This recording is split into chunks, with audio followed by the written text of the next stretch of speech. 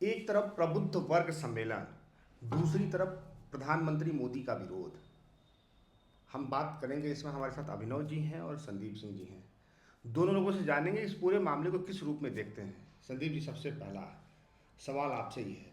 लखनऊ की अगर हम बात करें तो अब तो बड़ा अच्छा कार्यक्रम आपका हो गया, इतना बड़ा भव्य आयोजन, और प्रदेश के मंत्री पहुंचे, राज्यसभा सांसद पहुंचे।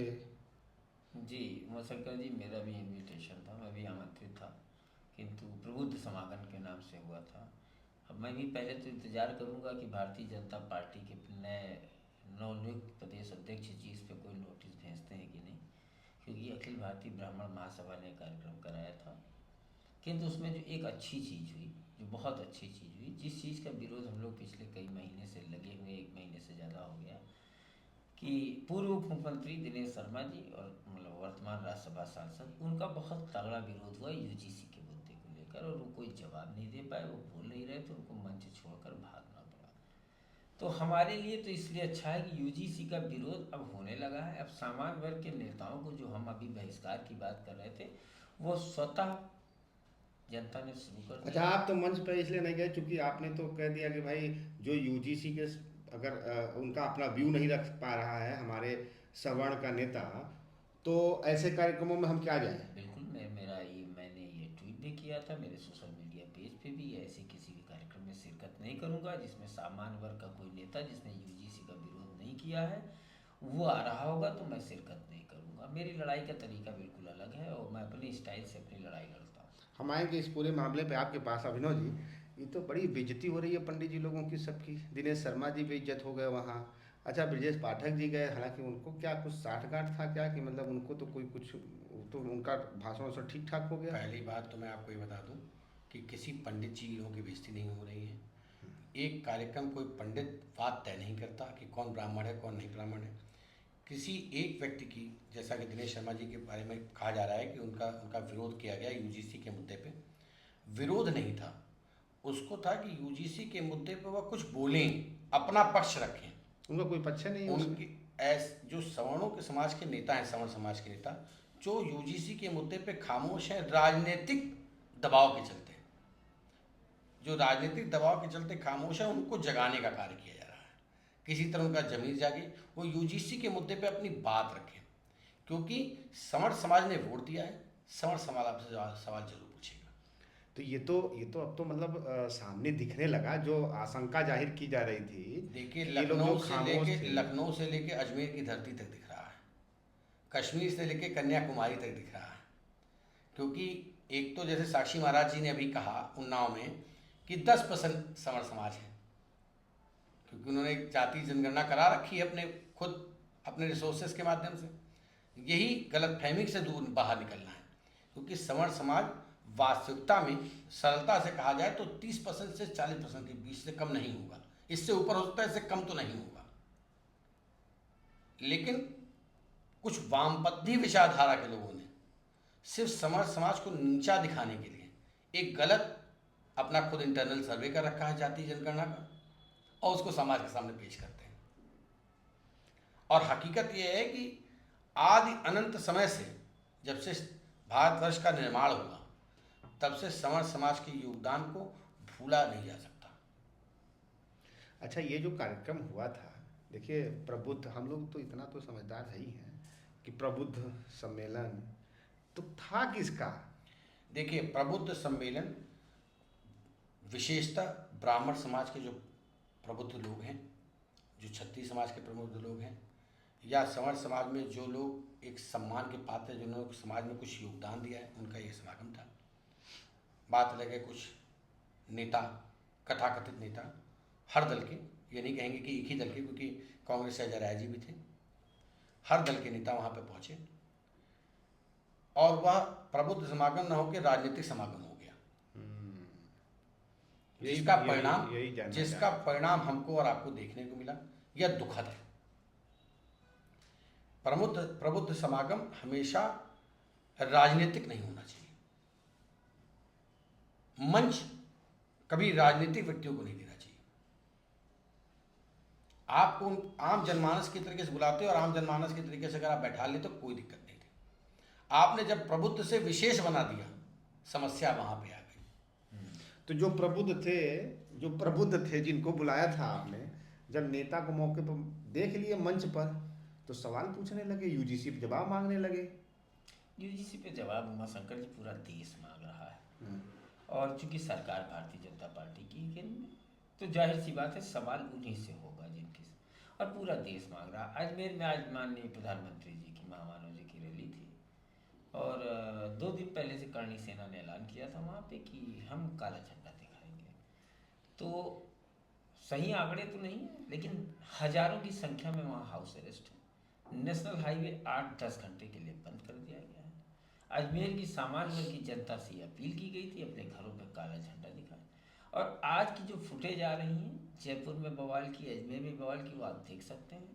तो अब समस्या ये है कि जो सत्ता में है, जिसके समय में ये अधिनियम आया है, और मैं आपसे बार बार कहता हूँ कि हमारा एकमात्र विरोध यूजीसी, मैं और किसी विषय पे कोई बात नहीं करनी है, पहले यूजीसी रोल बैक करो हमको। इसके अलावा और इस तरीके के विरोध, अजमेर में प्रधानमंत्री का विरोध हो सकता है, तो दिनेश शर्मा का क्या वो मामला, दिनेश शर्मा का सामान्य सी प्रक्रिया है, होगा ही होगा। हम लोग भी कर रहे हैं, आगे भी करते रहेंगे।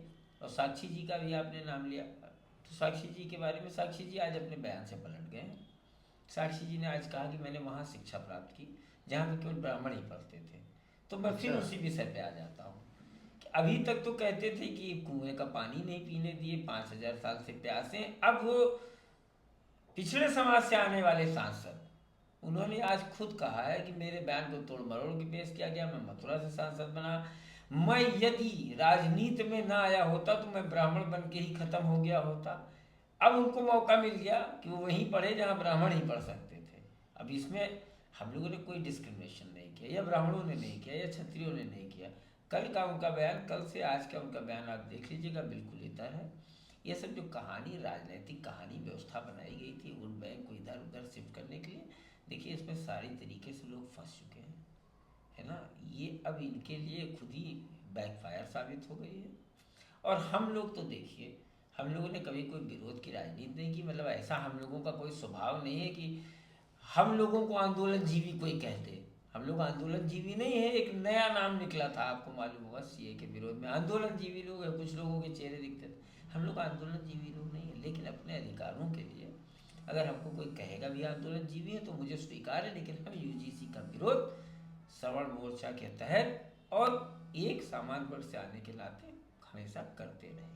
आपको क्या लगता है, खाली विरोध होता रहेगा, या लोकतंत्र में विरोध एक सामान्य प्रक्रिया है। दुर्भाग्य है, विगत कुछ वर्षों में जिसने लोकतंत्र में विरोध किया उसे देशद्रोही समझ लिया गया। ये दुर्भाग्य है। लोकतंत्र की खूबसूरती यही है कि लोकतंत्र में विरोध करना, लोकतंत्र में सवाल पूछना अपराध नहीं होता। बिल्कुल आपने कहा अपराध नहीं होता, लेकिन संदीप जी ये बताइए, अभी पिछले दिनों आपने एक बड़ा भव्य आंदोलन किया था, पूरे देश में हैशटैग बन के चल रहा था, लेकिन इसमें कहने में कोई दो राय नहीं है कि बड़ी संख्या में ऐसे लोग थे जो आ सकते थे, सामान्य वर्ग के, आए नहीं। और वो लोग अगर खड़े हो जाते तो शायद आंदोलन को बल मिल जाता। आज वो प्रबुद्ध समागम में, चाहे सरकार के मंत्री हों, सांसद हों, क्या उनको नहीं खड़ा होना चाहिए था आपके साथ? अब देखिए, हमेशा उमाशंकर जी, मैं हमेशा कहता आया हूँ, युद्ध और संघर्ष और लड़ाई ये कम लोगों से ही शुरू होती है, और कम ही लोग इसकी शुरुआत करने की हिम्मत जुटा पाते हैं।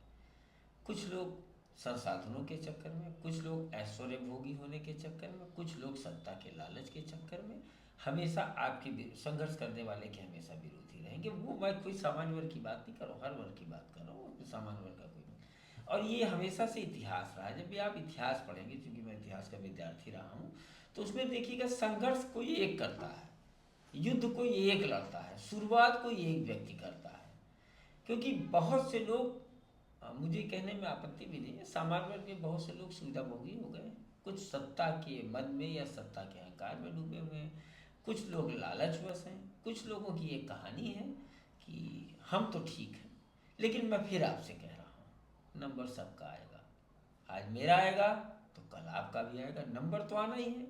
जो लड़ेगा वो पहले मरेगा, जो नहीं लड़ेगा वो देर से मरेगा, लेकिन जो लड़ेगा वो इतिहास में लिखा जाएगा, और जो बगैर लड़े मरेगा उसकी मौत एक सामान्य मौत होगी। बस इतनी कहानी है। अच्छा ये बताइए, क्या इनको डर और नहीं लगता है? अभी ब्राह्मण विधायक बैठक किए थे तो नोटिस जारी हो गई थी।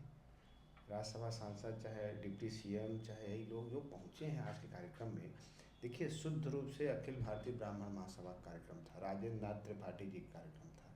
प्रबुद्ध तो एक बहाना था, ये सब प्रबुद्ध हैं। देखिए, जहाँ तक रही बात कि प्रबुद्ध समागम था, निश्चित तौर पर अखिल भारतीय ब्राह्मण सभा ने कार्यक्रम कराया था, जहाँ तक ब्राह्मणों की संख्या रहने वाली थी। लेकिन इस कार्यक्रम में कुछ गैर ब्राह्मण नेताओं को सम्मानित भी होना था। यह कार्यक्रम राजेंद्र नाथ त्रिपाठी जी का एक व्यक्तिगत कार्यक्रम था। ये बात सराहनीय है कि उन्होंने इसी बहाने एक बड़े तबके को बुलाया था, एक मैसेज देने का प्रयास था, एक ऐसा प्लेटफॉर्म बनाया था जहाँ पे लोग अपने बात यूजीसी के मुद्दे पे या देश हित के किसी भी मुद्दे पे रख सकते थे। लेकिन दुर्भाग्य क्या था कि फिर वही कि जिन नेताओं को बोलने का अवसर मिला उन्होंने यूजीसी छोड़ के बाकी सब कुछ बोला, यूजीसी छोड़ के बाकी सब कुछ बोला। और जिनको मौका नहीं मिला वो इस बात के वाहवाही में रह गए कि अगर मुझे मौका मिलता तो मैं यूजीसी बोल देता, उनको बहाना मिल गया। लेकिन अब ये देखने वाली बात होगी, बड़ी खूबसूरती वाली बात होगी कि क्या भारतीय जनता पार्टी के प्रदेश अध्यक्ष पुनः, जैसे पिछली बार ब्राह्मण विधायकों ने बैठक की थी उस पर एक नोटिस जारी की थी, तो क्या इस बार डिप्टी सीएम साहब, राज्यसभा सांसद, पूर्व राज्यपाल, पूर्व सांसद माननीय कल्याण मिश्र, इन सबको भी नोटिस जारी करते हैं कि नहीं करते? बड़ा सवाल आप छोड़ के जा रहे हैं कि क्या भारतीय जनता पार्टी के प्रदेश अध्यक्ष पंकज चौधरी इन नेताओं को नोटिस जारी करते हैं कि नहीं, जैसे पिछले दिनों विधायकों को उन्होंने नोटिस जारी किया था जो बैठक किए थे। सवाल बहुत से हैं, लेकिन कुल मिला के इस कार्यक्रम के माध्यम से हम ये कह सकते हैं कि सवर्णों को, बुद्धिजीवियों को एक प्लेटफॉर्म पर लाने की एक कोशिश थी, और उस आयोजन में जिस प्रकार विरोध हुआ है उन नेताओं का, तो निश्चित तौर पर ये विरोध यूजीसी का विरोध है, और ये विरोध आने वाले समय में राजनेताओं को और सामना करना पड़ेगा, चाहे वो रैलियों में हो, चाहे वो वोट मांगने जाएं, उस समय इनको विरोध का सामना करना पड़ेगा। बहुत बहुत धन्यवाद संदीप जी आपको, त्रिपाठी जी आपको, आपने इतने गंभीर विषय पर चर्चा के लिए हमें मौका दिया। बहुत बहुत धन्यवाद।